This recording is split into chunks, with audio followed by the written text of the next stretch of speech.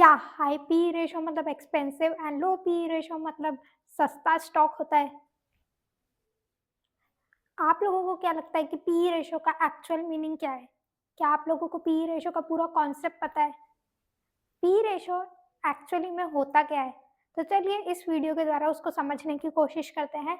तो hello what's up friends, कैसे आप सभी लोग? Welcome back to my YouTube channel. I am Aditi Sharma, former senior analyst at Deloitte India. And आज हम लोग मिलकर पी रेशो के बारे में जितना ज़्यादा से ज़्यादा हो सके इस वीडियो में सीखने की कोशिश करेंगे एंड ट्राई करेंगे ये वीडियो बहुत ही शॉर्ट एंड स्वीट हो एंड इन्फॉर्मेटिव हो। तो लास्ट तक ये वीडियो ज़रूर देखना। तो पी रेशो का एक सिंपल सा फॉर्मूला है जो आप लोगों को भी पता होगा, price upon earning per share. P ratio का मतलब होता है कि आप कंपनी के 1 रुपी अर्निंग के लिए कितने पैसे देने को रेडी हो। लेकिन लोग ये सोचते हैं कि सिर्फ पी रेशो देख लेने से उनको कंपनी के बारे में, कंपनी की अर्निंग्स के बारे में सब कुछ पता चल जाएगा, जो कि बिल्कुल एक रॉन्ग अप्रोच है। और एक और चीज़, ट्रेलिंग पीई मतलब पिछले 12 महीने का डेटा एंड फॉरवर्ड पीई मतलब फ्यूचर के 12 महीने का डेटा। एंड मार्केट हमेशा फ्यूचर पे ट्रेड करता है, तो इसीलिए फॉरवर्ड पीई देखना ज़्यादा लॉजिकल है। Is PE alone enough to make a decision about investing in a company? तो नहीं, PE alone is not enough. PE alone is useless. अलग अलग इंडस्ट्रीज का अलग अलग पी रेशो होता है। जैसे मेटल स्टॉक्स का पीई लो होता है, एफएमसीजी का पीई हाई होता है, पीएसयूज का लो पीई पॉसिबल इशू होता है, टेक कंपनीज का पीई हाई होता है।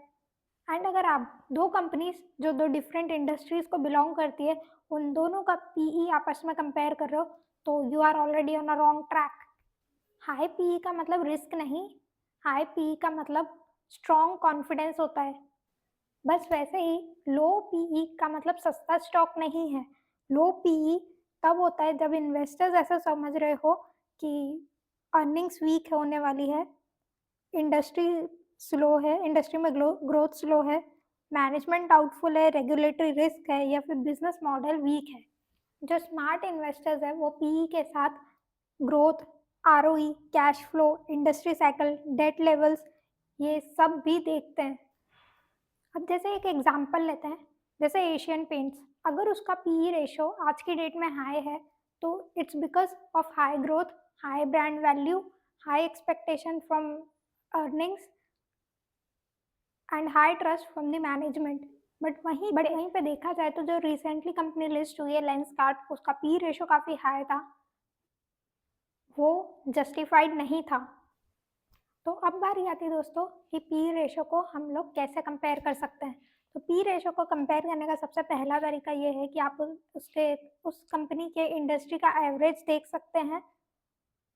जैसे अगर एक आईटी कंपनी का पी रेशो 50 है और आईटी इंडस्ट्री का एवरेज पी 30 है, तो हो सकता है कि कंपनी थोड़ी ओवर वैल्यूड हो, बट ये भी हो सकता है कि उस कंपनी में काफ़ी ज़्यादा एक्सेप्शनल ग्रोथ के पोटेंशियल्स हों। और ये समझ में आएगा अगर आप उसके फाइनेंशियल्स को बहुत ही डीपली स्टडी करेंगे। सेकेंड वे ऑफ कंपैरिजन है कंपैरिजन विथ कॉम्पिटिटर्स। जो उस कंपनी के डायरेक्ट कॉम्पिटिटर्स है उसके पी रेशियो से कंपेयर करना भी करेक्ट अप्रोच है। थर्ड वे ऑफ कंपैरिजन है कंपनी का पी रेशियो को उस सेम कंपनी के हिस्टोरिकल पी रेशियो से कंपेयर करना। जैसे अगर एक कंपनी का P ratio, present P ratio उसके हिस्टोरिकल 5 ईयर पी रेशो से बहुत कम है तो हो सकता है कि कंपनी बहुत अंडर वैल्यूड हो, एंड अगर बहुत ज़्यादा है तो हो सकता है कंपनी बहुत ओवर वैल्यूड हो। तो फ्रेंड्स, अगर आप लोगों को मेरी आज की वीडियो बहुत ही शॉर्ट, स्वीट एंड इन्फॉर्मेटिव लगी है तो वीडियो को लाइक एंड शेयर ज़रूर कर देना, एंड चैनल को अगर अभी तक सब्सक्राइब नहीं किया तो सब्सक्राइब किए बिना मत जाना। Until next time, goodbye, take care, stay curious and happy investing.